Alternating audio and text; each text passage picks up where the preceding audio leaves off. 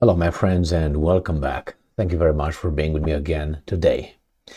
Yeah, he's gonna stay here with me, otherwise, he's gonna be roaming around here. And I gave him his box, so now he's going to take a nap. So, what happened here? The United States of America somehow again plays the role of the mediator between, again, the Palestinians and, or at least Hamas, let's put it this way, and Israel. Why? I think that the situation in the Middle East, and especially between the Palestinians and the Israelis, is a consequence of United States' negotiation power. Remember, in the past 31 years, so since Soviet Union collapsed, it was only one sheriff in town, self-ascribed and a self-assigned sheriff, judge and sheriff, prosecutor, judge, and enforcer. That is the United States of America, Al Capone, if you can believe that. Al Capone. You put the fox in charge of the chicken coop. So we have United States again playing the mediator. Now, would you want the United States to be the mediator after the past at least 30 years they were in charge over there? How they were in charge? They blocked everybody to do anything else unless United States agreed. If you think that Russia was directing the Middle East, or Great Britain, or France, or China, you've been dead for the past, 30, 50 years. Let's put it at least 50 years. Why? Because since I was a child, I've been hearing about the Palestinian-Israeli peace process. Even Ceausescu, the dictator, said, the Palestinians should have a blah, blah, blah, blah, blah, blah. Okay, they should have their own state and the process and all that. We condemn, blah, blah, blah. I just watched a little speech by Ceausescu in the 80s, and he spoke exactly about that. So, it's been for some time that the United States was in charge of the Middle East. And what we have right now partly is your result, is the result of your power and your ability to negotiate and settle things over there, which escalated to October 7th. You can't just run away from responsibilities. I know they do this all the time. Al Capone does this all the time. First, they ran away with Rhodesia, right? Zimbabwe. Then they went out from South Africa again. They did what they did. Good. Apartheid was gone. And then what happened after that? Remember the white farmers in Rhodesia, or my friends from Zimbabwe and South America, South Africa. Do you know anything about those guys? Well, what happened to them? And what's happening right now to them? Anyway, my friends, that's a different story. And then you got Iraq. Do you remember what happened? The Americans reconstructed Iraq. Nobody talks about Iraq anymore. Nobody talks about Libya here anymore. Nobody talks about Afghanistan anymore. Nobody talks about other places where the United States brought freedom and democracy, got involved. They fucked up certain things, and then they ran away. They didn't take responsibility for what came after. If you have a splinter in your finger, you don't cut the whole hand. They say, I solved the problem, but the patient died because runs out of blood. So the same is kind of like right now, United States again is in contact with Hamas. How is that possible? So Sputnik, US in contact with Hamas, leadership via Qatar. Why United States? Well, because the United States is still in charge of the Middle East. So it's still over there involved 100%. How fast they moved over there and how much money they are ready to cough for Israel to fight a group, Hamas. Remember, Israel is like what? In the first 5, 6, 7 countries in the world militarily, supposedly, with, probably nuclear weapons. For my assessment, I think they have it 100%. But hey, are you allowed to say it? Are you allowed to have your gut feelings, or why? Why do you think Israel is not the IAEA is not checking them out? The United States doesn't push, hey, let's see if you got nuclear weapons, because you kind of have them illegally. We can't have that. Why nobody is pushing for that? Why they pushed, but someone else pushed back. Who was that? The United States, and nobody can touch them. But on the other hand, you had Iran and Saddam Hussein with Iraq. They were checked in their asses. Their palaces were checked. Even Gaddafi allowed his palaces to be checked. And then what happened to him? They killed him like a dog. All right? So that is not double standard, triple standard, whatever you want to call it, my friends. So let's see what's going on. Again, the Americans are going to solve the problem. I don't even know why Hamas is even talking to the United States of America. Not that Hamas are the angels, no, but neither is Al Capone. So when you want to talk with a person who you know that person is already skewed, and it shows by the actions, past 50 years, 60 years if you want. All right, let's read this little article here. The Palestine-Israel conflict escalated on... No, it's not the Palestine-Israel conflict, it's Hamas-Israel conflict. Don't put it like that. Because if you do it like this, that means Israel has the right to, the Palestinians. No, it's not Israel. It's Israel versus Hamas. Conflict escalated on October 7th when the migrant group Hamas launched a surprise large-scale attack on the Jewish state. You never hear a Romanian state, or American state, or French state. Why is that?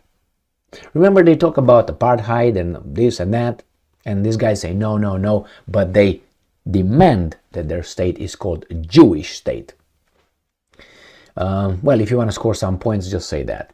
From the Gaza Strip, prompting retaliatory airstrike by the Israeli Defense Forces, where retaliatory revenge is not a policy. Remember that one.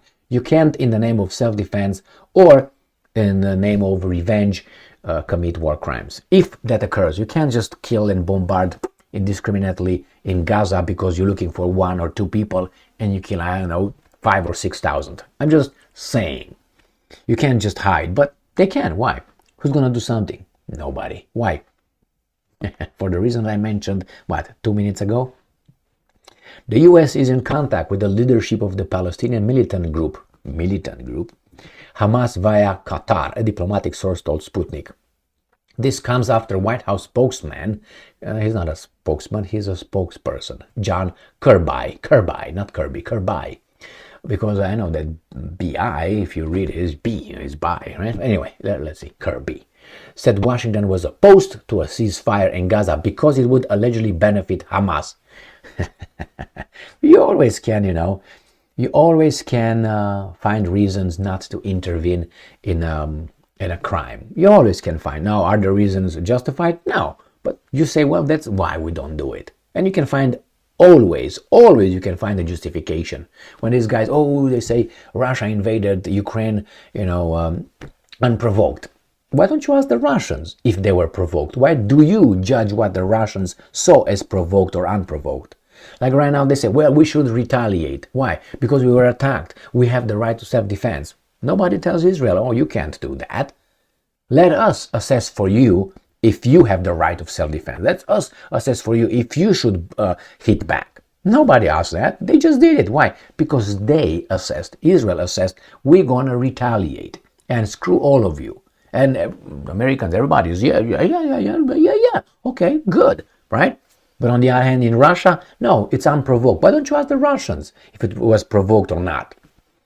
Double standard? Yeah. And benefits Hamas. Hamas is a group.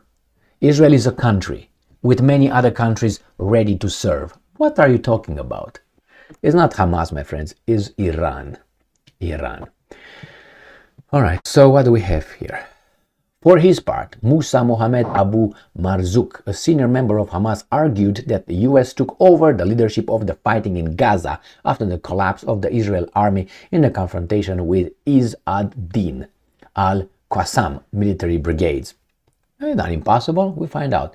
In a separate development, the Commissioner General of the United Nations Relief and Works Agency for Palestine refugees in Near East, Philippe Lazzarini, told the U.S. Security Council meeting that more than 420 children are being killed or injured in Gaza every day. This is United Nations. Gaza is the Palestinians. Gaza is not with Israelis. So 42 children, Palestinian children, are killed. By whom?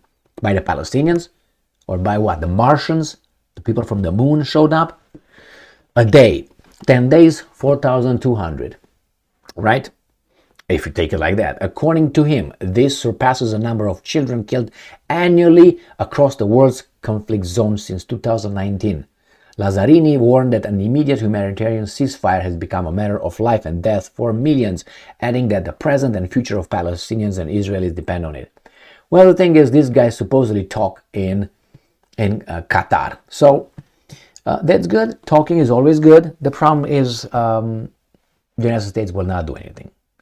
I don't know if ever happened to you when you, let's say you submit a complaint to, I don't know, manager, supervisor at a store or something, written complaint or verbal complaint, and you look at the person and you realize that's exactly where the complaint is going to stop.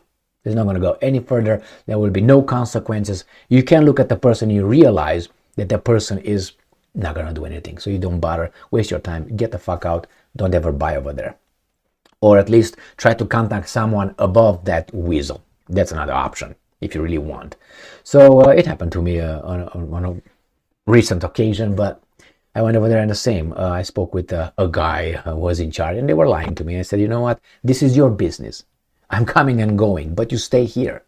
So the fact that your employee over there stole from me, and I caught her, it's your employee. You choose to defend your employee who stole from me. You know, she rectified because I caught her. If I didn't catch her, she would have remained with my money. She rectified. She didn't. I rectified. They couldn't understand. I said, well, you know what? Useless. I said, that's your employee. If she stole from me, she definitely steals from you. So if you want her, maybe you fuck her, and that's why you have her employed. Have a nice day. Fuck off. And I left. Anyway, so same here.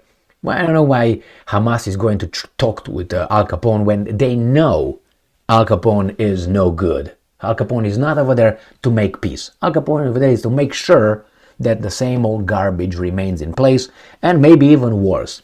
But I guess they just, how should I put it, pretend.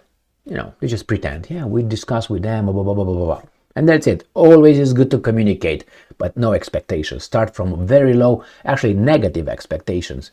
Because these guys, when they're going to get in touch with you, they will try to find out the line of contact to kill you. And they will tell the other guys that's where they are. Why do you think this guy's getting in touch? You follow the who's who, what's what, and you go along back, and then you say, hey, psst. Or maybe you do it. Say, hey, psst, they're over there. Pak, psst, psst, boom, clop. Hey, successful Israeli attack on Hamas leader in Gaza. What a successful operation. My friends. Hamas, those guys in Hamas are not idiots either, so don't get it that way. And if you're not idiot, it doesn't mean that you are good or bad. You're not idiot. That means you have brains. I found many smart people being criminals, and I found very many idiots being good people. So, you know, the quality of being smart doesn't immediately yield goodness. That's what my point is. It should, but not really. Because look at us and let's say a tiger or a lion. They kill because they need. You know, they need to eat. It's kind of like a need. They rarely plan on doing this and killing just for the pleasure of killing. And their way of killing is really, or of hurting another animal, is really unidimensional. It's not like many ways, but we have so many thoughts of causing harm and doing and this and that and why and how.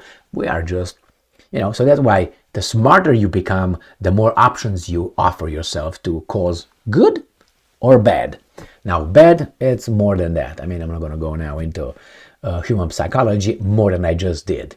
Thank you very much for being with me again today. Stay strong, stay smart, look for the truth, and be just.